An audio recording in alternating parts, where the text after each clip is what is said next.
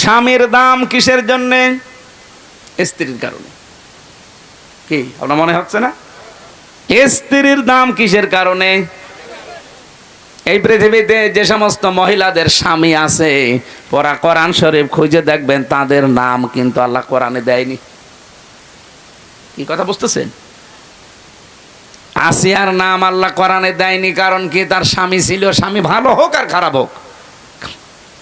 হযরতে খাদিজাতুল কুবরার নাম কোরআনে আল্লাহ দেয়নি, তার স্বামী ছিল। হযরতে আয়েশার নাম কোরআনে আল্লাহ দেয়নি, তার স্বামী ছিল। উম্মে জামিলের নাম কোরআনে আল্লাহ দেয়নি, তার স্বামী ছিল। কিন্তু যে সমস্ত মহিলাদের স্বামী নেই, ওই মহিলাদের নাম আপনি দেখবেন আল্লাহ কোরআনে উল্লেখ করেই দিয়েছেন। হযরতে মারিয়াম স্বামী ছিল, বলেন বলেন, তার নাম আল্লাহ কোরআনে শুধু দেয়নি তা না, পুরো একটা সূরা দিয়ে দিয়েছেন। রব্বুল আলামিন বলেন, হযরতে মরিয়মের নাম একবার দুইবার না, কতবার কোরআনে উচ্চারণ আছে। কারণ পৃথিবীতে সবচাইতে গুরুত্বপূর্ণ একটা মেয়ে লোকের জীবনে যেটা স্বামী, সেটাই তার ছিল না। মা বোনেরা বিভিন্ন জায়গায় যারা বসে আছেন, স্বামী যাদের নেই তারা কিন্তু টের পাচ্ছেন যে কি জিনিস হারিয়েছি। আর আমরা তো এই সমাজে দেখতে পাই যাদের স্বামী নেই, কত মানুষ তাদের দিকে বিভিন্ন নজরে তাকায়। তারা যে কত অসহায়, কত রকমের উলটপালট কথা শোনা লাগে এই সমাজে। রাস্তা দিয়ে হেঁটে গেলেও একটা মানুষ আশেপাশে মন্তব্য করে যে ওই যে যাচ্ছে, ওর বাংলায় বললাম না আমি, বলে না? এই জন্য স্বামী যাদের আছে কদর করবেন, সম্মান করবেন। বিশ্ব নবী জানিয়েছেন, কোন স্ত্রী যদি অবস্থায় মারা যেতে পারে যে তার স্বামী তার উপরে রাজি ছিল, আল্লাহ পাক পেছনে কিছুই দেখবেন না, তারে মাফ করে দেবেন। আরো জোরে বলেন সুবহানাল্লাহ। মেয়ে লোকের দেখি না এইসব নেই, ও আরো গল্প করে মানুষের কাছে যে এলাকায় সবাই আমারে ভালো বলে, শুধু খোকার বাপ আমারে দেখতে পারে না। তোর এলাকায় সবাই ভালো বলার দরকার কি? ভালো বলা লাগবে তো এইটা। হ্যাঁ, কথা বলেন না কেন? এই যদি তোরে ভালো না বলে, তামাম দুনিয়া ভালো বললেও আল্লাহ রাজি হবে না।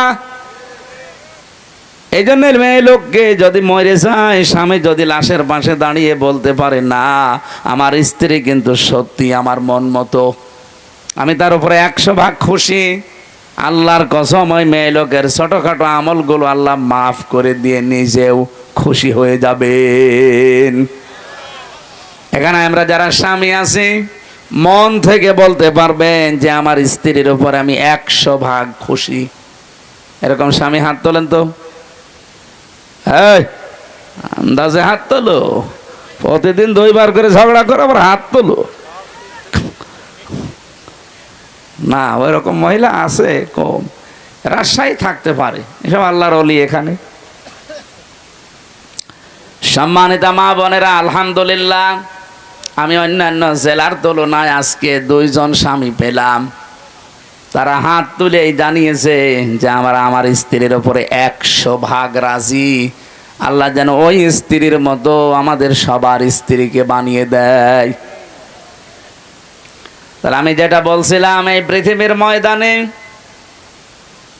একজনের দাম বাড়ার পেছনে আর একটা জিনিস দায়ী বা তার পেছনে কাজ করে। হন্নালিবা সল্লাকুম ওয়া আনতুম লিবাসুল্লাহুন্না।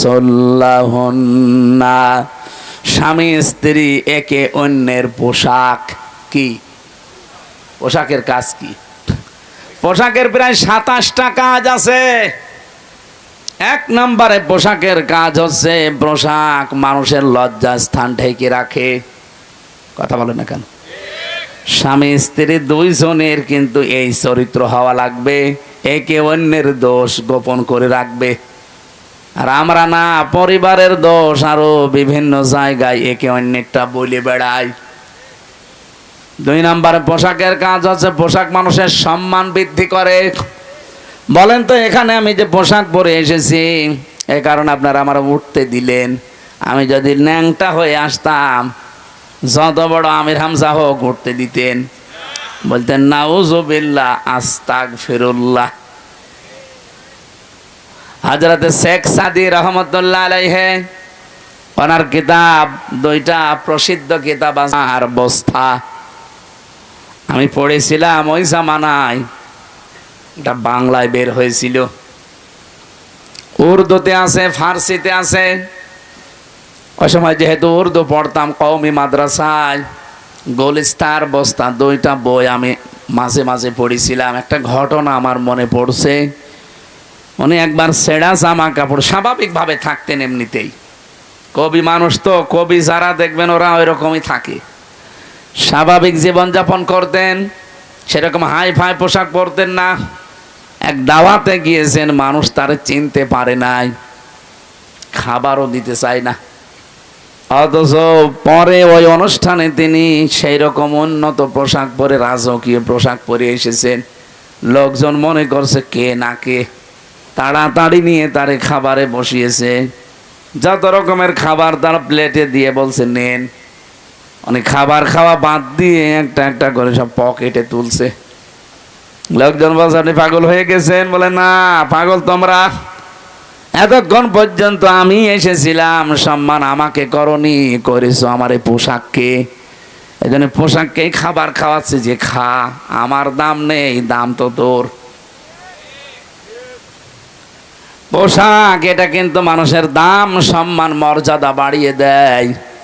স্বামী স্ত্রীর সম্পর্ক হওয়া দরকার ঠিক ওই রকম।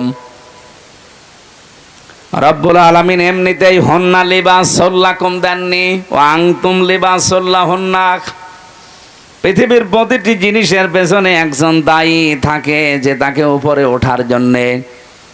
মক্কার দাম যেহেতু কাবার জন্যে, মদিনার দাম নবীজির জন্যে। স্বামী স্ত্রীর দাম স্ত্রী স্বামী, স্বামী স্ত্রীর জন্যে। রমজানুল মোবারকের দাম হচ্ছে কোরআনের জন্যে। রব্বুল আলামিন বলেন এমন কোরআন আমি দিয়েছি হুদাল লিন্নাস, এটা মানুষকে হেদায়েত দেবে। কোরআনের সেই ক্ষমতা এখন আর নেই। আর একজন মেয়ে লোকের সতর, মুখমণ্ডল, হাতের কবজি আর পায়ের পাতা বাদ দিয়ে পুরা শরীর ঢেকে রাখা লাগবে। কেউ যদি এই তিনটা জায়গা বাকি রেখে অন্য কোনো জায়গায়ও কাপড় না দেয়, মাথায় কাপড় দেয়নি, স্বামী বাদে পৃথিবীর অন্য কেউ দেখলো, আপনার কবিরা গুনাহ হবে। তাহলে মেয়েদের সতর কতটুকু? হানাফি মাযহাব অনুযায়ী মুখমণ্ডল, হাতের কবজি আর পায়ের পাতা বাদ দিয়ে পুরা শরীর ঢেকে রাখা লাগবে।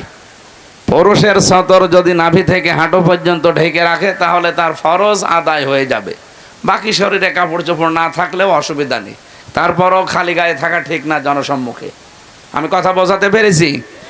মেয়েরা যারা আশপাশে বিভিন্ন জায়গায় এসেছেন, সম্মানিত মা বোনেরা, পোশাক এটা কিন্তু গুরুত্বপূর্ণ একটা পাঠ। আল্লাহ রাব্বুল আলামিন কোরআনে কারিমে পোশাকের ব্যাপারে তিনি কথা দিয়েছেন, লেবাসুত তাকওয়া দিয়েছেন। যেন মেয়েদের লেবাস পোশাক যেটা তাকওয়ার, ওইটা হচ্ছে সালোয়ার কামিজ। আপনারা যারা স্বামী আছেন, বড় ভাই আছেন, বাবা আছেন, যারা বানিয়ে দেন, সালোয়ার কামিজ বানিয়ে দিলে এটা সর্বোত্তম পোশাক।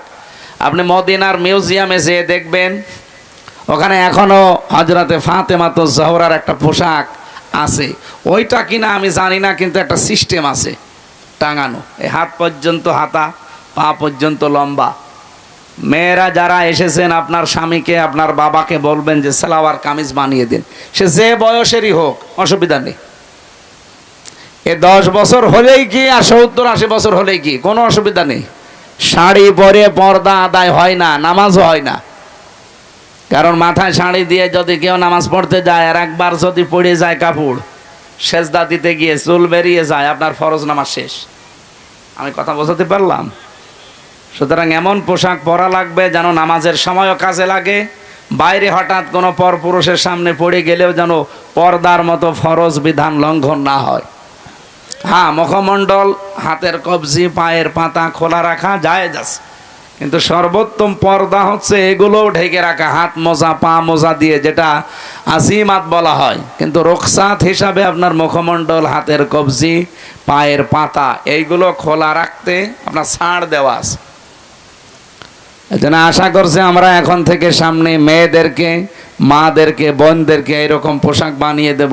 মারা বোনরা বউরাও আপনারা স্বামীকে এটা বলবেন যে আমার হাত পর্যন্ত হাতা দিয়ে বানিয়ে দেন, পা পর্যন্ত লম্বা, নিচে ছায়া থাকবে বা পায়জামা থাকবে, ভেতরে ব্লাউজ গায়ে দেওয়া লাগবে, ওপরে একটা ওড়না দেবেন, এমন সেলাই করে নেবেন দরকার হয় দর্জি দিয়ে, যেটা শুধু মাথাটা আর মুখটা এতটুকু বেরিয়ে থাকবে, মুখটা পোড়াটা ঢেকে যাবে, এমন সিস্টেম পাওয়া যাচ্ছে এখন। পর্দার এই যে পোশাকটা, এটা কি আল্লাহ খেলা করার জন্য দিয়েছে? কত বড় গুরুত্বপূর্ণ জানেন? আর যে হাজারো জায়গায় জেনা হয়, পরকীয়া প্রেমে মানুষ লিপ্ত হয়, শুধুমাত্র এই পোশাক আশাক ঠিক না থাকার কারণ। গ্রাম অঞ্চলে হয়তো এসব নেই, হ্যাঁ শহরে চলে না।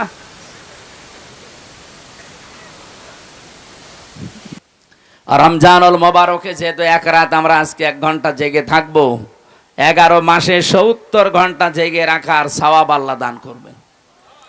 এই যে এই সওয়াবটা কেন? রমজানুল মোবারক এটা কিন্তু 1500 বছর আগেও ছিল, তখন এরকম 70টা সওয়াব হয়তো? বলেন হয়তো না।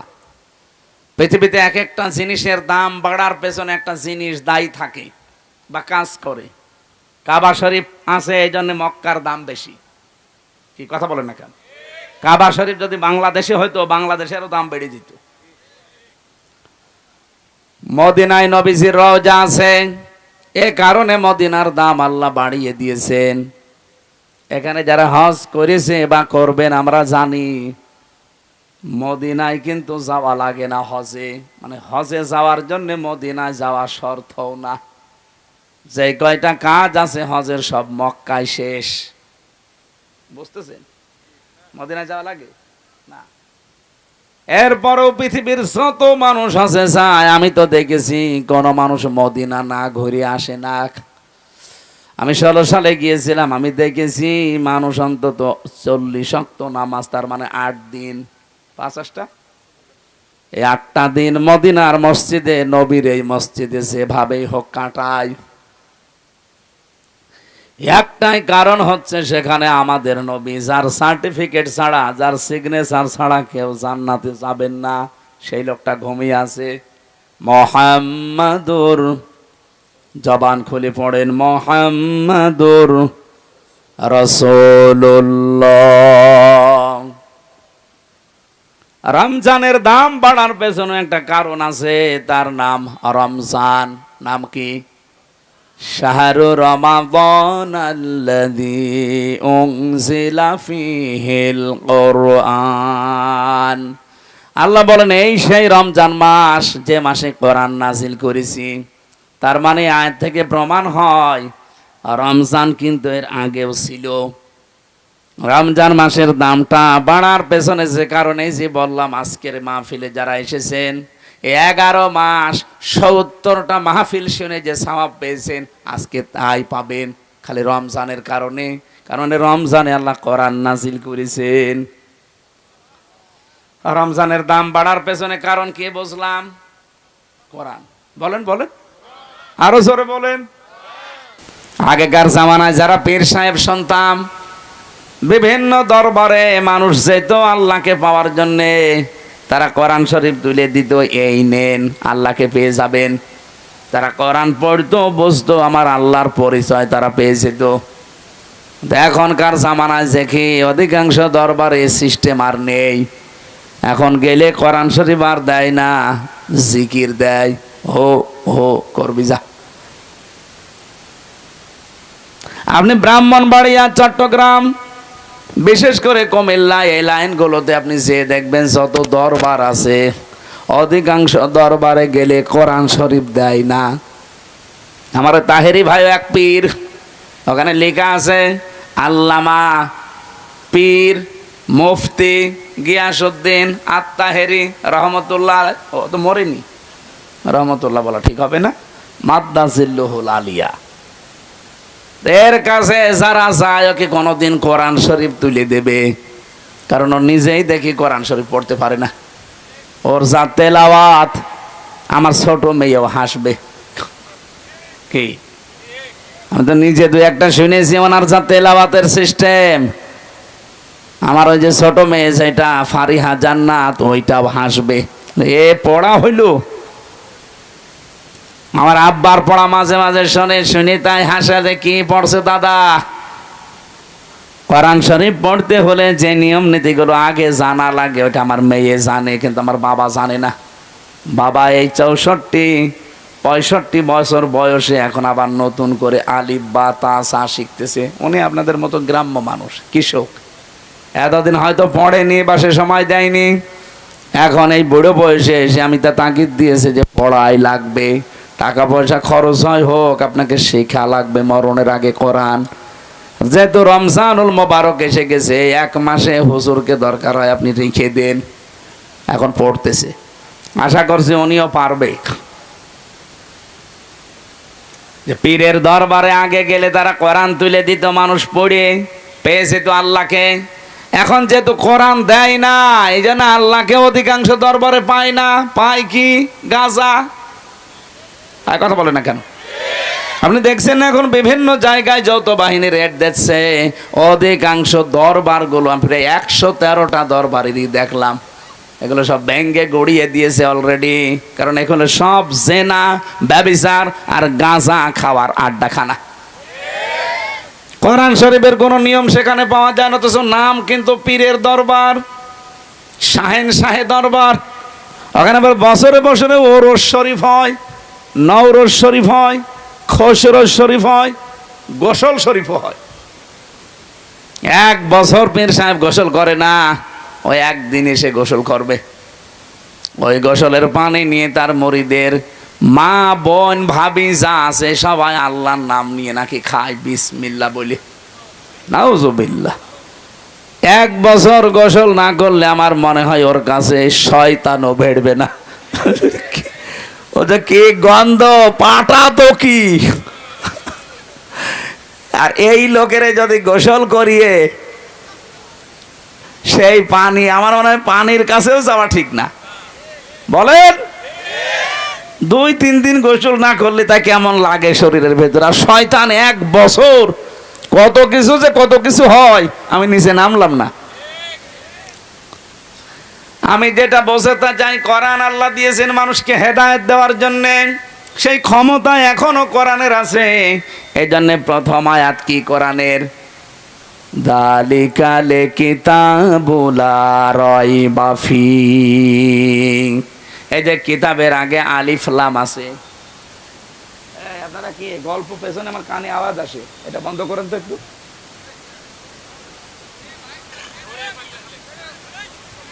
ওদের সামনে নিয়ে আসেন,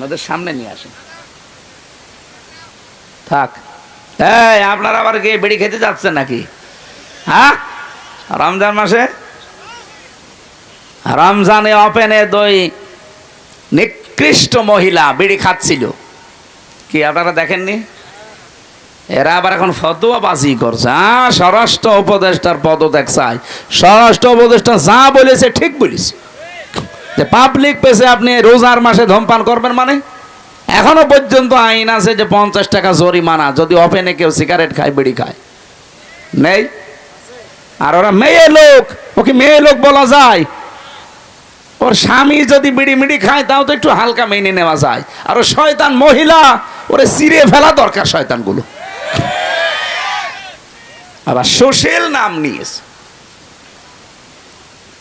এগুলো বাংলাদেশের জন্য ক্যান্সার।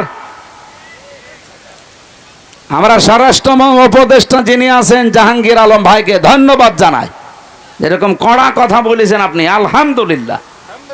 আরো শক্ত হওয়া দরকার আপনার। ঘোষণা দিয়েছে যেন কোনো চাঁদাবাজ, কোনো ছিনতাইকারী, কোনো ডাকাত, কোনো চোর ধরা পড়ে বিচার লাগবে না, সঙ্গে সঙ্গে বিসমিল্লাহি ওয়া আলা মিল্লাতি রাসূলিল্লাহ বলে মাটির নিচে দিয়ে দেবেন। মিনহা খলাকনাকুম বলার দরকার নেই, কারণ এগুলো সমাজের জন্য ক্যান্সার। আর এগুলো করছে কারা আমরা খুব ভালো করে জানি। এই মহিলা পালিয়ে যাওয়ার পর থেকে প্রায় 27টা কলু তৈরি করেছে কি করে দেশকে অশান্ত করা যায়। যাওয়ার আগে আইজিপি কে বলে গিয়েছিল, আমি যাওয়ার পর 1 মাসের ভেতরে বাংলাদেশের অবস্থা এমন করবা যেন দাঁড়িয়ে থাকতে না পারে। শয়তান, ওকে মহিলা শয়তান, শয়তান মহিলা। এটা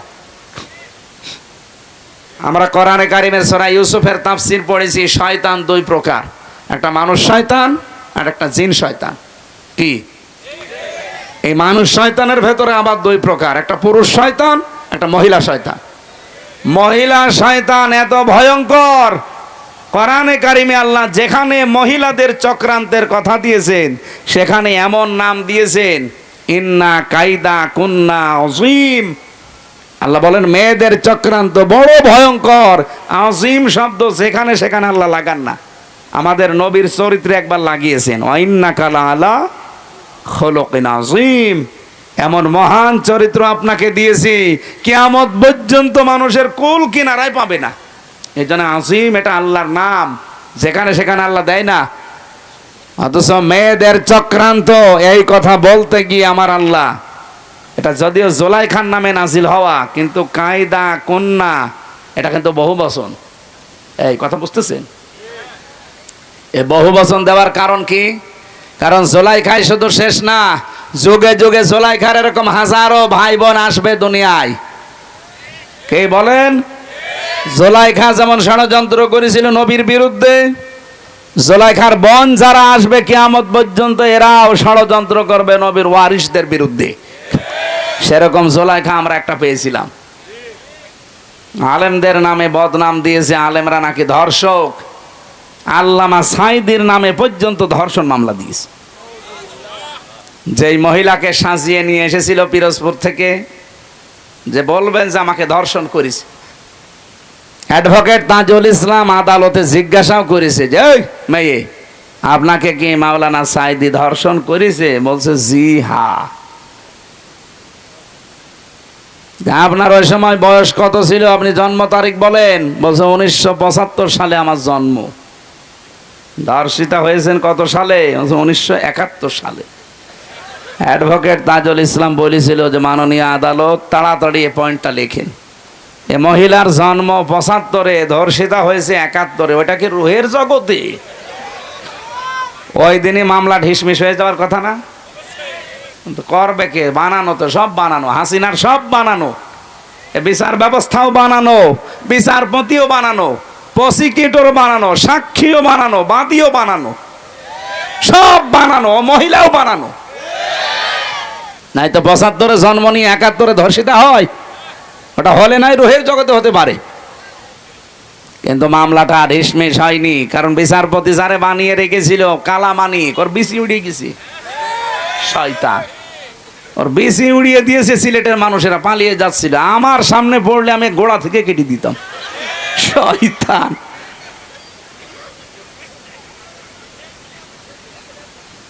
সেদিন আমার গাজীপুরে মাহফিল ছিল, আমি সেই রুমে ছিলাম, ফাঁসির কন্ডেম ছেলে, ওর পাশের রুমে আমি ছিলাম 16 নম্বরে, 15 নম্বরে, ওনাকে এখন 16 নম্বরে আছে। কারারক্ষী আমারে বলছে হুজুর ওই শয়তান আমার আন্ডারে আছে। আমি বললাম খাবার খুব কম করে দেবে। বলছে ওর বিসি উড়িয়ে গেছে। যাক, ও বিসি দিয়ে কি করবে? ওর বিসির কোনো কাজ আছে? শয়তান আল্লামা সাইদিকে বলে ফাঁসি দিতে পারলাম না, এই জন্য আমার জীবনের বড় আফসোস। ওরে পিটিয়ে মেরে ফেলা দরকার। শয়তান কলার পাতায় শুয়েছিল। কে কথা বলেন? কি দৃশ্য দেখেছেন? কলার পাতায় শুয়ে থাকার সময় মাথায় আবার টুপি দিয়েছে। শয়তান যাতে মাতাল হলো তালে ঠিক ছিল। কলার পাতায় তো শুয়ে আছে, মাথায় টুপি দিয়েছে, আর বেল্ট কি মাজা চলে না, আবার বেল্ট দিয়েছে। গলায় গামছা দিয়ে টানতে টানতে নিয়ে আসছিল সিলেটের মানুষগুলো। কত মানুষ ডিম মারছিল, পচা ডিম। দেখেন না আদালতে? আল্লাহ বলেন আযাব মুহিন, এটা অপমানজনক শাস্তি। আলেমদের বিরুদ্ধে যত নিকৃষ্ট কাজ এই শয়তানগুলো তালিকা বানিয়েছিল, 116 জন আলেমের, এরা নাকি ধর্ম ব্যবসায়ী, তার ভেতরে আমার নাম 10 নম্বরে। সুবহানাল্লাহ, নাউজুবিল্লাহ। আমার ভাইরা, এই যে জালিকাল কিতাব লা রাইবা ফি, কিতাবের আগে কেন আলিফ লাম দিয়েছেন? বালাগাত মান্তেক যারা বোঝে, বিশেষ করে আরবি গ্রামারের কিছু নিয়ম আছে, আলিফ লাম যারা বুঝবে আলেমরা দেখবেন ওখানে 4 প্রকারের নিয়ম দেওয়া আছে। আলিফ লামে ইস্তিগরাকি, এটা ঘর কোন মানে ডুবন্ত পানি আছে না, এটা ঠান্ডা, গলা আরো বসে যাবে। আর একটা চা যদি দিতেন তাহলে ভালো হইতো। দেন আপনাদের এই মানে সামিয়ানা দেখি আমি চা চাওয়ার সাহস পাচ্ছি। এই এলাকা যে গরিব, চা সেই আমি করবো কি? তারপরেও যদি থাকে, না থাকলেও গরম পানি করে একটু দিয়ে। আমার মনে হয় এই বছরে যত অনুষ্ঠান করেছি আজকের এইটাই সবচেয়ে গরিব পার্টি। এখন আমার যাওয়ার সময় তো আবার 300 টাকা দেবে না তো? না, সেদিন দিয়েছিল। ও, ওইদিকে ভালো আছে আলহামদুলিল্লাহ। তো আপনারা আর একটু ভালো করে করতে পারতেন। এইটা তো এই যে রেকর্ড হচ্ছে, তো দেখছেন এই যে কতগুলো কিরমান কাতিবিন, এরা কালকে এটা দেখাবে, বলবেন এই রাজশাহীর বাগমারা, এই দেওপাড়া নাকি, এইটা যেন দেখাইন না ভাই, একেবারে সরাসরি আসমান দেখা যাচ্ছে। থাক, তারপরও গরিব মানুষ হলেও এরা, এদের ইমান শক্ত আছে আলহামদুলিল্লাহ। গরিব মানুষকে আল্লাহ এবং রাসূল বেশি ভালোবাসতেন, আমরাও এদেরকে বেশি ভালোবাসি। আর বাংলাদেশের রাজশাহী তো আমাদের কাছে, রাজশাহী, চাঁপাইনবাবগঞ্জ, সাতক্ষীরা আমাদের আবেগের জায়গা। সারা বাংলাদেশে আমার যতটুকু বাস্তবতা ধারণা আমি জানি, আল্লাহ যদি কিয়ামতে জান্নাত দেওয়া আরম্ভ করে, প্রথমে সাতক্ষীরা দিয়ে আরম্ভ করবে, এরপরে চাঁপাইনবাবগঞ্জ, এরপরে রাজশাহী, আর আমার কুষ্টিয়া থাকবে 64 নাম্বারে, কারণ গাঁজার আড্ডা। ও জেলায় জন্ম নিয়ে ঝামেলায় আছে। আমার অন্য জেলায় জন্ম হলে ভালো হইতো, ছাতা পরিচয়ও দেওয়া যায় না। আর বড় বড় শয়তানগুলো আল্লাহ পাঠিয়েছে ওখানে, ওই যে ইনু, ননু, এরপরে হানিফ, কত অত্যাচার যে করেছে আমারে। এই প্রায় এই কয়টা বছর এলাকায় ঢুকতে দেয়নি। আমি বাড়ি যাওয়ার আগেই দেখি 10 জন পুলিশ বসে আছে। কি গো? হুজুর আমরা চলে এসেছি ধরার জন্য। এইরকম কঠিন অবস্থায় রেখেছিল এই শয়তানগুলো।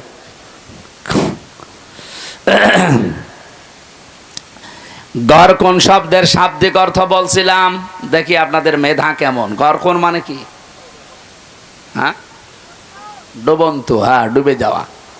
এখানে যে আলিফ লাম আল্লাহ দিয়েছেন, আল্লাহ রাব্বুল আলামিন এই আলিফ লামকে গড় কোন বলেননি। হ্যাঁ, আলহামদুলিল্লাহি রাব্বিল আলামিন, ওখানেও আলিফ লাম আছে হামদের আগে, ওইটা কিন্তু আলিফ লামে ইস্তেগরাকি।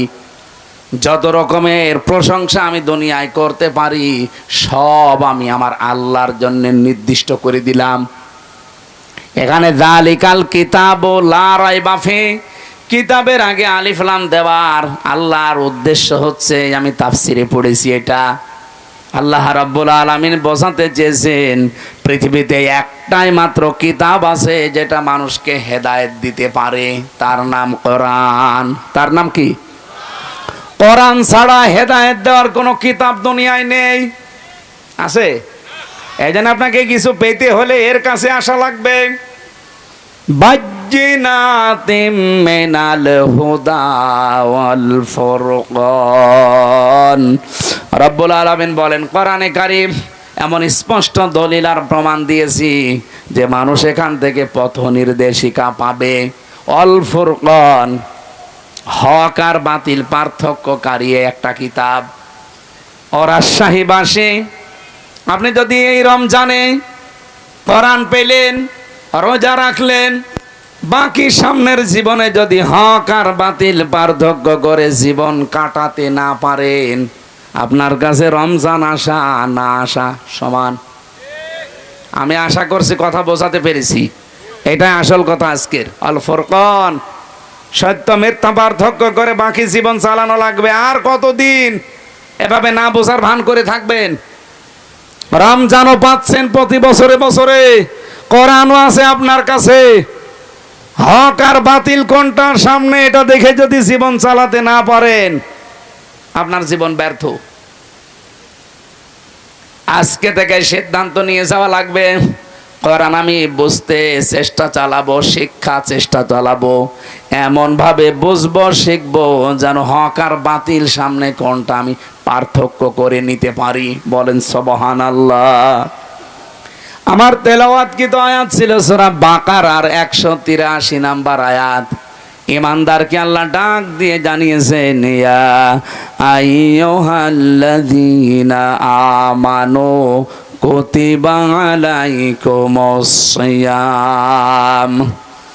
ইমানদারের আমি তোমাদের উপরে রোজা লিখে দিলাম, কামা কুতিবা আলাল্লাযীনা মিন ক্বাবলিকুম, তোমাদের পূর্বে যত জাতি পাঠিয়েছি, যত নবী, প্রত্যেকের উপরে রোজা কিন্তু ফরজ ছিল। হ্যাঁ, তাদের সিস্টেম আলাদা ছিল, তাদের মাস আলাদা ছিল। হযরতে মুসা নবী রোজা রাখতেন যেদিন তিনি পার হয়েছিলেন ফেরাউনের কবল থেকে ওই দরিয়া, ওটা মুহররমের 10 তারিখে তিনি রোজা রাখতেন। হযরত ইব্রাহিম আলাইহিস সালাম রোজা রাখতেন, যিনি আগুন থেকে মুক্ত হয়েছিলেন মুহররমের 10 তারিখে। হযরত নূহ আলাইহিস সালাম রোজা রাখতেন যেই দিন তিনি যদি পাহাড়ে তার নৌকা, তার কিস্তি ভেড়াতে পেরেছিলেন মুহররমের 10 তারিখে। অন্যান্য যত নবীর জীবনী পড়েছি, কোন নবীকে আল্লাহ রোজা দিতে বাদ দেননি, প্রত্যেককে রোজা দিয়েছেন। হ্যাঁ, হয়তো তাদের বছরে 1 দিন 2 দিন 3 দিন এরকম ছিল, তা আমাদেরকে আমার আল্লাহ রোজা দিয়েছেন বছরে 1 2 3 3 দিন না, 1 মাস। কতদিন? এটার যতগুলো উপকার আছে তার অন্যতম উপকার হচ্ছে অটোফেজি। নাম শুনেছেন? অটোফেজি এই 2017 সালে আবিষ্কার করেছে।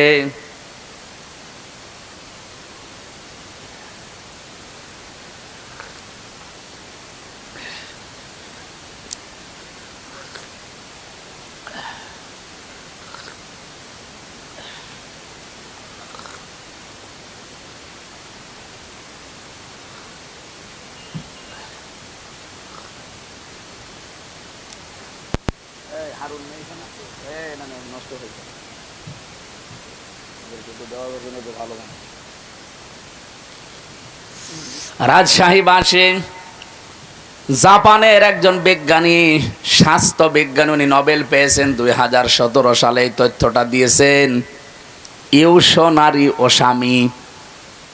এই লোকটা জানিয়েছে আমাদের শরীরের ভেতরে 2 কোটি কোষ আছে।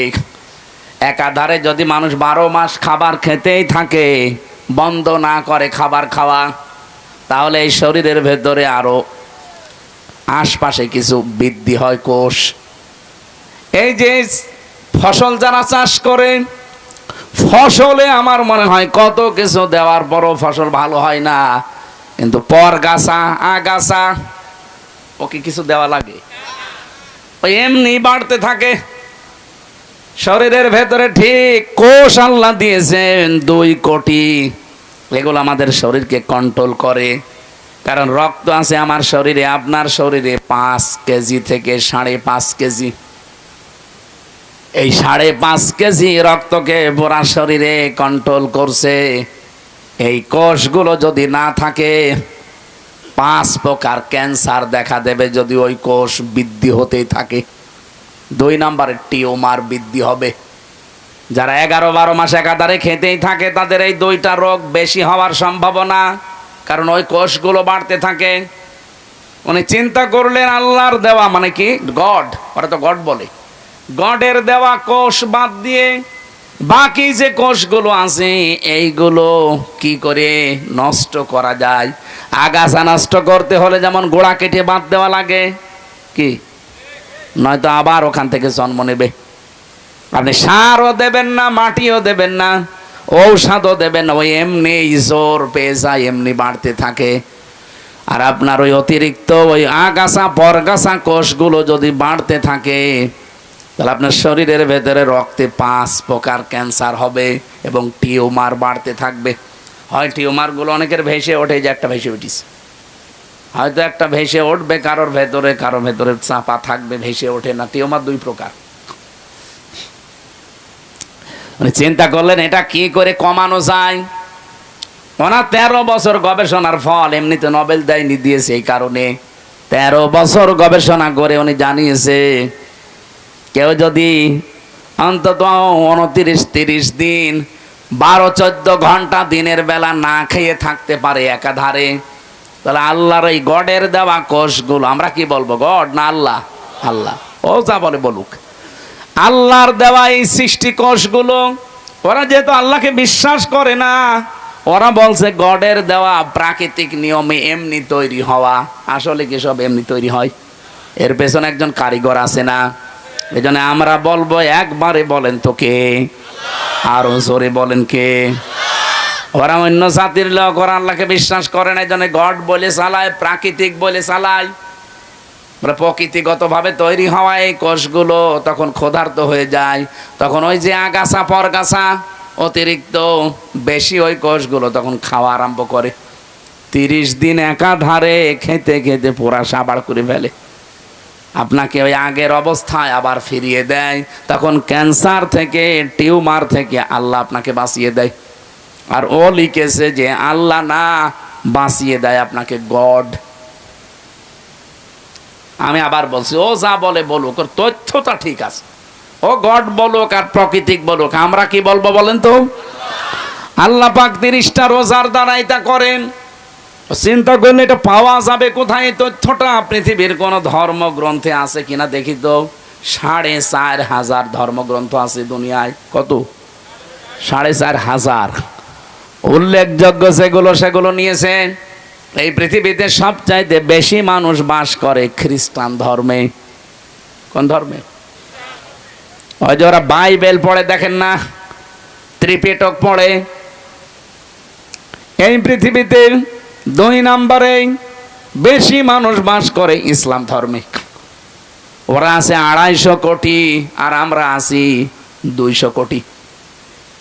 যেভাবে মুসলমান আরম্ভ হয়েছে সারা বিশ্বে, বিশেষ করে ইংল্যান্ডে, আমেরিকায়, মুসলমান যেভাবে বৃদ্ধি হওয়া আরম্ভ হয়েছে, আমাদের চরিত্র, আমাদের অ্যাক্টিভিটিস, আমাদের যদি কাজকর্ম আরো উন্নত হতো সাহাবীদের মতো, মুসলমান আরো বেড়ে যেত। আমরা বাটপারি করি, সিটারি করি, প্রতারণা করি, এই জন্য ওরা মনে করে মুসলমান এই, ও ছাতা হওয়ার দরকার নেই। কিন্তু সাহাবীদের মতো যদি আমরা তাকওয়া অবলম্বন করতে পারতাম, চরিত্র বানাতে পারতাম, এই মানুষগুলো আমাদের দেখে দেখে মুসলমান আরো বেশি হয়ে যেত। 4,500 ধর্মীয় গ্রন্থগুলো একটা একটা করে মিলিয়েছে।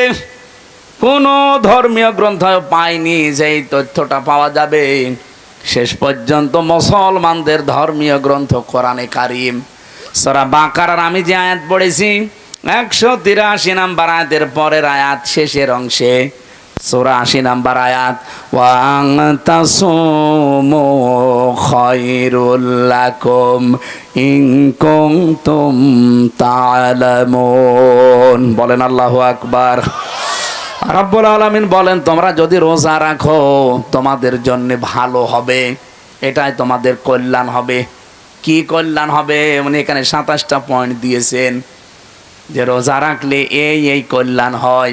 তার 1 নম্বরে আপনার ওই অতিরিক্ত পরগাছা, আগাছা, ওই কোষগুলো আসল কোষ ধ্বংস করে ফেলবে। যুগে যুগে আল্লাহ বিধানটা এমনি দেয়নি, এই কারণেই দিয়েছেন। আমরা যদি রোজা রাখি, কত বড় মারাত্মক 2টা অসুখ থেকে আপনি বাঁচতে পারবেন, একটা ক্যান্সার আর একটা টিউমার।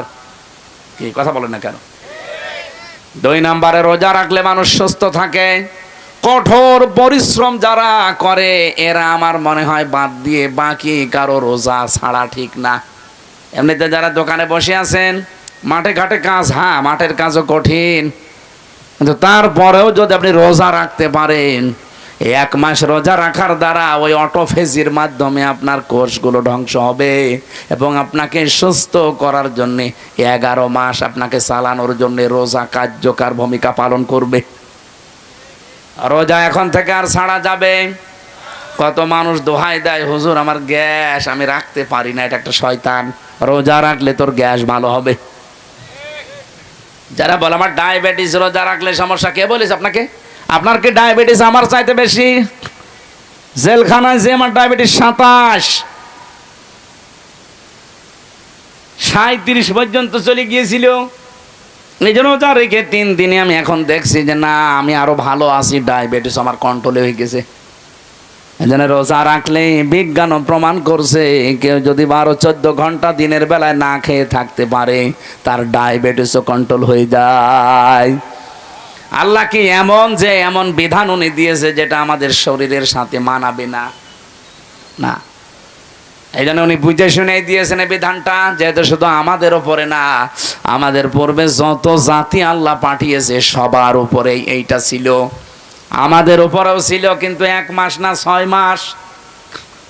আল্লাহ পাক বলেন আমার নবী যখন এসেছিল আমি তাকে 6 মাস রোজা দিয়েছি। উনি তো আনন্দে যে 6 মাস রোজা পেয়েছি। অন্যান্য উম্মতেরা মাত্র 1টা পেয়েছিল বছরে, আর আমরা মুসা নবীর সাথে দেখা 6ষ্ঠ আসমানে মেরাজ থেকে আসার সময় বলে না, আপনি ফিরে যান, আপনার উম্মতরা পারবে না, আপনার উম্মতেরা পারবে না। আমার উম্মত এত শক্তিশালী ছিল, তারা পাহাড় কেটে কেটে ঘর বানাতো, তারা 900 বছর 1000 বছর হায়াত পেত। আর আপনার উম্মত মাত্র 60-70 বছর বাঁচে, তাও লাস্টিং করে না। যত ভেজাল খাবার এখন আমাদের ভেতরে ঢুকতেছে, এই ভেজাল খাবার খেয়ে আমার মনে হয় 60-70 না 40 বছরে আমরা 80 বছরের মতো হয়ে যাচ্ছি। যেহেতু মনে চলে আসলো, যারা ভেজাল দিচ্ছেন খাদ্যে, ফরমালিন দেন, ঔষধ লাগান, এটার দ্বারা যাদের স্বাস্থ্যহানি হয়, বিভিন্ন অঙ্গ প্রত্যঙ্গ নষ্ট হয়ে যায় খাবার খেয়ে, কিয়ামতে আপনি খুনি আসামি হয়ে যান না। বাকিগুলোও তো যারা ক্রেতা, তারা তো আপনার ছেলে মেয়ের মতো মনে করা লাগবে। এই জন্য যে মানুষগুলো এই যে রমজান এসেছে পণ্যের দাম বাড়িয়ে ক্রাইসিস তৈরি করেন, আপনার নামাজ রোজা তারাবি কিচ্ছু কবুল হচ্ছে না, সব মাঠে মারা যাচ্ছে। যদি কবুল হয় তাহলে সূরা আরাফের আয়াতগুলো মিথ্যা হয়ে যাবে। হযরতে সালেহ আলাইহিস সালাম, সালেহ না শুআয়ব আলাইহিস সালাম, তার জামানার মানুষদেরকে আল্লাহ ধ্বংসই করেছিলেন এই খাদ্যে ভেজাল দেওয়া আর ওজনে কম বেশি করার কারণে। বাংলাদেশে অনেক উম্মতের ভেতরে এটা এখন নেই, ওজনে কম বেশি। বলেন বলেন কি যে আছে ওর হাতের ভেতরে, এরকম করে 1 কেজি 1.5 কেজি হয়ে যায়। আবার নামাজ পড়তে যায় 5 ওয়াক্তের জায়গায় 6 ওয়াক্ত মিলিয়ে পড়ে। না, আপনার নামাজ পড়তে কে বলেছে? আপনাকে নামাজ পড়ার অর্থই হচ্ছে আপনি ওজনে যেন কম বেশি না করেন, খাদ্যে যেন ভেজাল না দেন, জমিনের আইল যেন না ঠেলেন। সারা জমিন 1-1.5 বিঘা 2 বিঘা চাষ করছে, ভালো, আইলের কাছে গেলে ওর নাঙ্গলের মাথাও খারাপ, ওর মাথাও খারাপ, মানে এমন চিকন করে মনে হচ্ছে যে বলছে। এই যে ভাবির সাথে যারা পর্দা রক্ষা করে চলতে পারেন না, শালীর সাথে যারা পর্দা রক্ষা করে চলতে পারেন না, এখানে একটা কারণ আছে। মনে হচ্ছে নিজের লোক, এর আর কি, বলে দোলা ভাই আমার বড় ভাইয়ের মতো। কয়েকদিন পরে দেখা যাচ্ছে দোলা ভাইয়ের সাথে আল্লাহর রাস্তা চলে গেছে। এই জন্যে নবীজি বলেন একজন পুরুষের জন্য 2 জন মহিলা পৃথিবীতে সব চাইতে ভয়ঙ্কর। একজন হচ্ছে তার শালী, 2 নাম্বার তার ভাবি। আল্লাহ এই 2টা থেকে আমাদের ঈমান বাঁচানো খুব দরকার। যেহেতু এখানে কিছু মনে করি না তো আমরা, কখন যে আমাদের ঈমান চলে যায় আমরা টেরও পাই না। এই 2 জায়গায় পর্দা রক্ষা করা নফল না ফরজ? বলেন বলেন। আমি বেঁচে গেছি যে আমি 1 বাপের 1 ছেলে, আমার কোনো ভাবি নেই, আর আমি যারা বিয়ে করেছি আমার কোনো শালীও নেই, আলহামদুলিল্লাহ। যাক, 2টো জিনিস থেকে আল্লাহ আমারে বাঁচিয়েছে। একজন মহিলার জন্য 2 জন পুরুষ মানুষ সবচাইতে ভয়ঙ্কর এবং ঈমান কেড়ে নেওয়ার মতো। একটা হচ্ছে তার দোলা ভাই, আর একটা হচ্ছে দেবর। দেখ, আমারে আল্লাহ এদিক থেকেও বাঁচিয়েছে, আমি কারো দেবরও না দোলা ভাইও না, আমার তো নেই ম্যাডামই। আমার দোলা ভাই বলবে কে? ওই চাচা তো মামা তো খালা তো যারা আছে, ও সাতার সাথে কোনোদিন দেখাও হয় না, ও দোলা ভাই বলেও না। কয়েকটা শালা আছে, তারা দোলা ভাই বললো আমার অসুবিধা নেই। এই জন্য এই 2টা জায়গা যেহেতু ভয়ঙ্কর পুরুষের জন্য, আমরা খুব খেয়াল করে থাকবেন। নবীজি বলেন এই 2টা 4টা দেবর, দোলা ভাই, শালী, ভাবি, একে অন্যের জন্য মৃত্যু। কি বলেন তো? মরণ দেখলে মানুষ যেভাবে ভয় করে চলি, এদের দেখলে ইমানের খাতির এরকম ভয় করে চলা লাগবে। আল্লাহ আমাকে সহ প্রত্যেককে এটার উপরে আমল করার তৌফিক দেন, বলেন আমিন। মিলালাম, তারা মুসলমানেরা রোজার মাস আসলে অন্য মাসে যদি 100 টাকা কেজি থাকে, রোজার মাস হলে 70 টাকা করে দেয়। আর এই দেশে যদি 70 থাকে, রোজার মাস হলে 100 টাকা করে দেয়। আপনার এত দরকার, লাভ ক্ষতি এইটার আসল মালিককে? আরো জোরে বলেন না। আমরা তো এটা মনে করি না, তাহলে রোজার মাসে রোজাদারদের, আল্লাহরে বান্দা বান্দিদের কষ্ট দেওয়ার জন্য বাড়িয়ে দিতাম না। মনে করে না আমার লাভ বেশি করা লাগবে। আরে ভাই, লাভ আপনার হবে 170-এর জায়গায় 100 টাকা, 70-এর জায়গায় 100 টাকা নিয়ে আসবেন, এদিকে আর এক রাস্তা খুলে দেবে আল্লাহ, 200 টাকা চলে যাবে। মাথার ভেতরে যেগুলো আছে, একটা যদি নাট বল্টু ঢিল হয়ে যায়, আপনি টের পাচ্ছেন, শেষে 100 না, ওরকম 1000-100 যাবে। কম্পিউটারে দেখলাম মাথার ভেতরে আছে আসসালাতু ওয়াসসালামু আলা রাসূলিহিল আমিন ওয়া আলা আলিহি ওয়া সাহবিহি ওয়া আতবাইহি আজমাইন। জবান খুলে পড়ে না, আউযু বিল্লাহি মিনাশ শাইতানির রাজিম। এই কথা বলেন, কি গল্প করেন আপনি? এগুলো ভেতরে বসিয়ে দেন। আমারে ওয়াজে বসিয়ে গল্প করছে দেন, এখানে একজনও দাঁড়িয়ে থাকবেন না। যেভাবে ইবাদত করা দরকার ওইভাবে করেন, আর না করলে বাড়ি যেয়ে ঘুমিয়ে পড়েন। জবান যাদের আছে পড়েন, জবান যাদের নেই চুপ করে থাকেন। আউযু বিল্লাহি মিনাশ শাইতানির রাজিম। বিসমিল্লাহির রহমানির রহিম।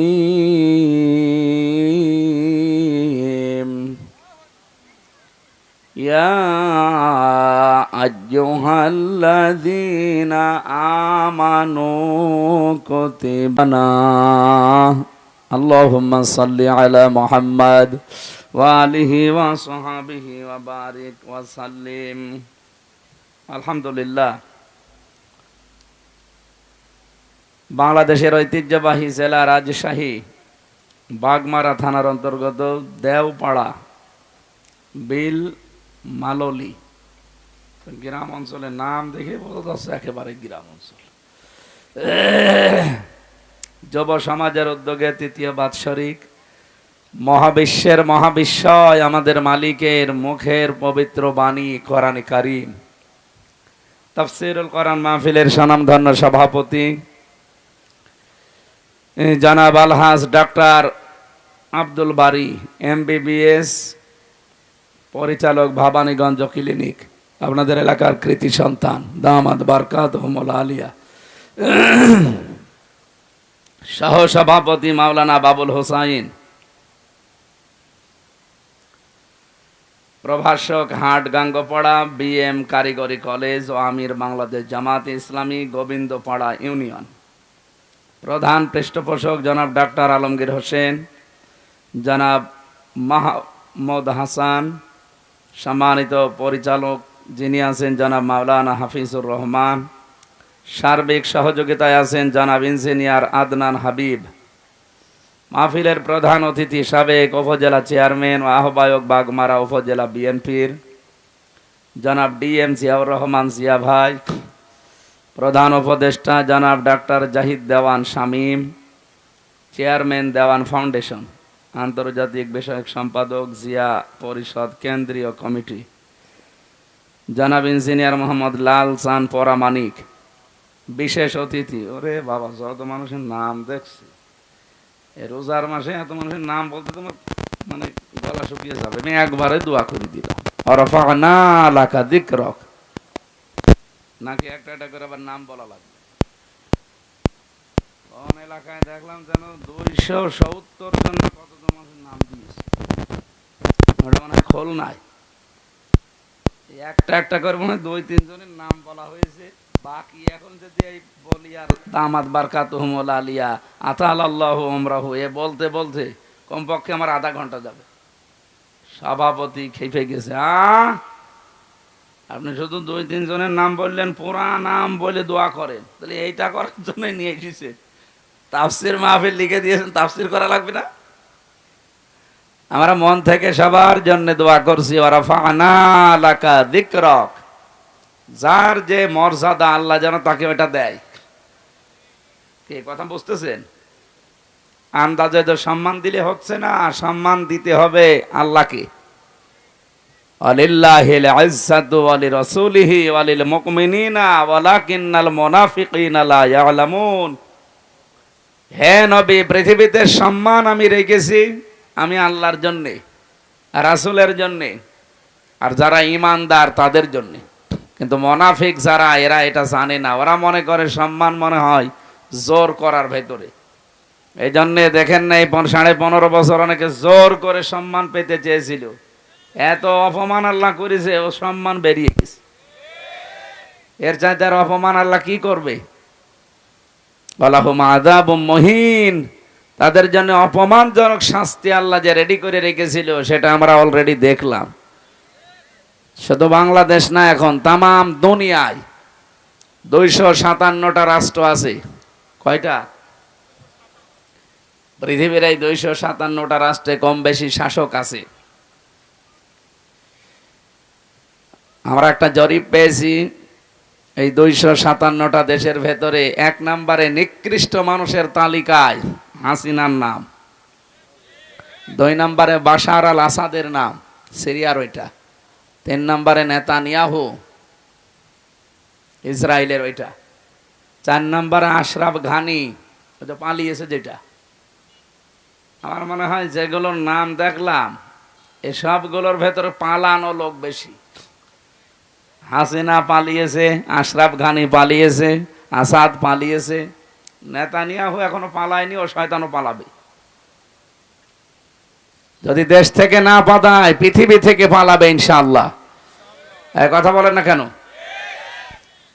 গাজায় যে অবস্থা করেছে, ফিলিস্তিনে যে অবস্থা করছে, বলেন এই মানুষগুলোকে আমির হামজা, এ হাফিজুর রহমান, এ মাওলানার নাম কি, হ্যাঁ, ইব্রাহিমের ছেলে, তারা যে শিশুগুলোকে মেরে ফেলছে, আমার শরীরের ভেতরে রক্ত আমার বাবা রিয়াজউদ্দিনের, আর রিয়াজউদ্দিনের শরীরে রক্ত জাহান আলী সর্দারের, এই শেষ, যারা কেউ আগে পরে কিছুই নেই।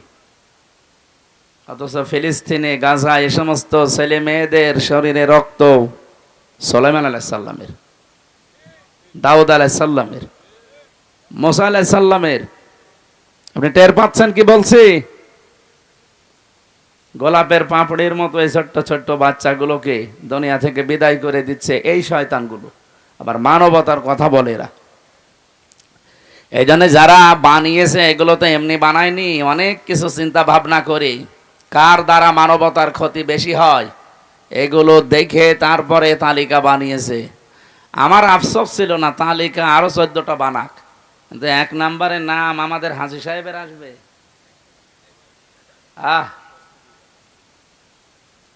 ওনাদের এই যে রিপোর্ট তৈরি করা দেখলাম, কেন বানিয়েছে তালিকাগুলো, কার কি অবদান মানবতার পেছনে ধ্বংস করার জন্যে।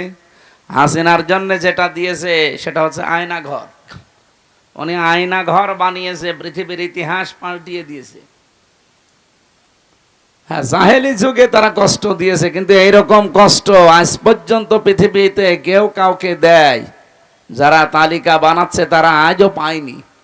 একটা মানুষ 8 বছর 10 বছর, এদিকে 3 হাত এদিকে 1.5 হাত, এতটুকু একটা ঘর, সামনে আবার একটা টয়লেট বসানো, কোনো জ্বালানা নেই, দরজা নেই, দেওয়াল নেই। ওই যে বসে আছে ওর সামনে আপনাকে টয়লেট করা লাগবে। এখানে যারা জেল খেটেছে জিজ্ঞাসা করেন, জেলখানায়ও টয়লেট আছে, কিন্তু মানে বেশি উঁচা না, দেওয়ালগুলো এই 1-1.5 হাত 2 হাত হবে। আপনি বসলে দেখা যায় না, দাঁড়ালে দেখা যায়। এইরকম সিস্টেম থাকলে কি টয়লেটই হয়? তাও তো 1-1.5 হাত 2 হাত আছে, আর ওগুলোই কিছুই নেই। আমি নিজেও তো ছিলাম ওখানে মাটির নিচে, আমিও 10 দিন ছিলাম রিমান্ডে, যে কয়দিন ছিলাম আমি দেখেছি ওখানে কিচ্ছু নেই। ও দেওয়ালও নেই, দরজাও নেই, পুরাটা ফাঁকা। আপনি কি করবেন বসে টয়লেটে? সব ওরা দাঁড়িয়ে দাঁড়িয়ে দেখে। মানবতার সাথে এই যে মহা কৌতুক, এই আয়না ঘরের সাথে সম্পৃক্ত, এই কারণে ওকে নিকৃষ্ট মানুষের তালিকায় দিয়েছে 1 নম্বরে। আসলে 1 নম্বরই থাকা দরকার। অন্যান্য মানুষগুলো অপরাধ করেছে মানবতার সাথে, কিন্তু এত নিচে কেউ নামেনি। 8টা বছর 10টা বছর তার স্ত্রী জানে না যে সে মরে আছে না বেঁচে গেছে। যদি আপনি ধরে মেরে ফেলে বলতেন যে আমি ব্যারিস্টার আরমানকে মেরে ফেলেছি, তাহলে তার বউটা বিয়ে করতে পারতো না? কথা বলেন না কেন? আপনার নিজের মেয়ে হোক, তো আপনার জামাই ওইভাবে 8 বছর 2 বছর 10 বছর নিরুদ্দেশ হয়ে যাক, গুম হয়ে থাক, আপনি দেখেন তো আপনার মেয়ে ঠিকই থাকতে পারে কিনা। 14 জায়গায় বিয়ের জন্য বিভিন্ন জায়গায় খোঁজ লাগাবে যে কবে দেবেন। আর মানুষের ভেতরে আল্লাহ চাহিদা দিয়েছে, যৌবন দিয়েছে। ব্যারিস্টার আরমানের স্ত্রীর ভেতরে ছিল না? কথা বলে না কেন? এখনো পর্যন্ত অনেকে জালেমের সাফাই গাছে। হ্যাঁ, কি হয়েছে যে বউর পালিয়ে চলে যাওয়া লাগলো? তোমার সাথে তো হয়নি। তোমার বাবারে যদি ওইভাবে 8 বছর 10 বছর আটক করে রাখতো আর না বলতো, তুমি তখন টের পেতে যে কি হয়েছে। একটা মানুষকে নিয়ে যে নিরুদ্দেশ করে রেখে দেয়, জানে না কেউ। আমি বলেছি ভাই মেরে ফেল। এটা আমার ভার্সিটির 2 জন ছেলেকে, শাহ ওয়ালিউল্লাহ আর মোকাদ্দাস ভাই, 2 জনকে নিয়ে গেছে, আজ প্রায় 9 বছর হয়ে গেল। কি অপরাধ তাদের? তারা তো ছাত্র। আপনার 9টা বছর তার মা বাবার কাছে যাওয়া যায় না। আমি একজনের বাবার কাছে গিয়েছিলাম, হাও করে কেঁদে জড়িয়ে ধরে। তারাও এক বাপের এক ছেলে। এই গুম, এই শব্দটা যে কত নিকৃষ্ট আর কত ভয়ঙ্কর! এটা মানুষ বেঁচে আছে আশায় আশায়, তাও স্ত্রী সময় পায় করতে পারে। আমরা দেখছি এখন বিডিআররা 16 বছর পরে কেউ বের হচ্ছে, তার স্ত্রী মাত্র 14 দিনের সংসার এখনো টিকে আছে। সেই মহিলা এই 14 দিনের সংসার করে টিকে আছে, সন্তানাদি তো হয়নি। 16 বছর পার হয়ে গেছে, ও আশায় আছে যে না, আমার হাফিজ আবার আসবে। আপনি নিজেকে ওই জায়গায় দাঁড় করিয়ে বলেন বাস্তবতা কত কঠিন। আমার ম্যাডামকেও তো আমার থেকে 3টা বছর আলাদা করে রেখে দিল। আমার 2টা মেয়ে ছিল, তারাও 3 বছর আলাদাই। পুরা 3 বছর আমি মাত্র একবার দেখেছি তাদের। তাও তো তারা জানতো যে বাইসি আছে, অন্তত হাসিনা পড়ে গেলে হয়তো বের হবে। কিন্তু ব্যারিস্টার আরমানের দিকে তাকান, তার স্ত্রী যুবতী একজন মেয়ে, বিয়েও করতে পারে নাই। স্বামীর আশায় আশায় কাটিয়ে দিয়েছে প্রায় 8 বছর। এই কারণে এই চিন্তা গবেষণা করে ওনারা রিপোর্ট পেশ করেছে যে পৃথিবীতে 1 নাম্বার খারাপ মানুষ, নিকৃষ্ট মানুষ এই মহিলা। আল্লাহ যেন এরকম কিছু সামনে আমাদের আর না দেয়। যাই হোক, বাংলাদেশ অন্তত আয়না ঘর কেউ যেন বানাতে না পারে।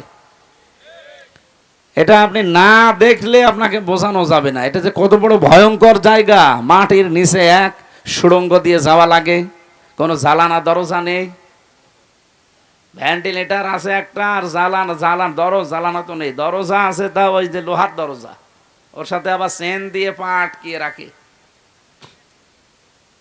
আমার হাতেও তো বাধা ছিল চেন, আমার পেছনে বাধা ছিল। এই জন্য পৃথিবীর এই নিকৃষ্ট তালিকায় যাদেরই নাম এসেছে, আল্লাহ যেন তাদেরকে ডবল শাস্তি দেয়।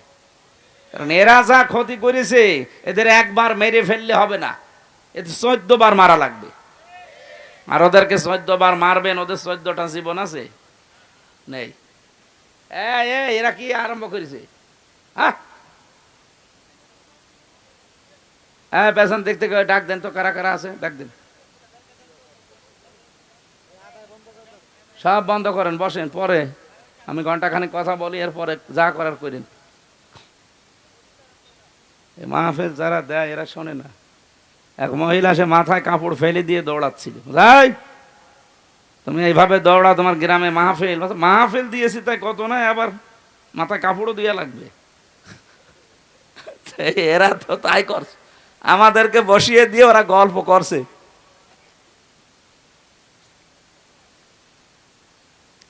রাজশাহীবাসী আমরা যারা রমজানুল মোবারকে আজকে কোরআনের একটা কথা শোনা বাকি 11 মাস 70 বার এরকম তাফসির মাহফিলে হাজির হওয়ার সমান।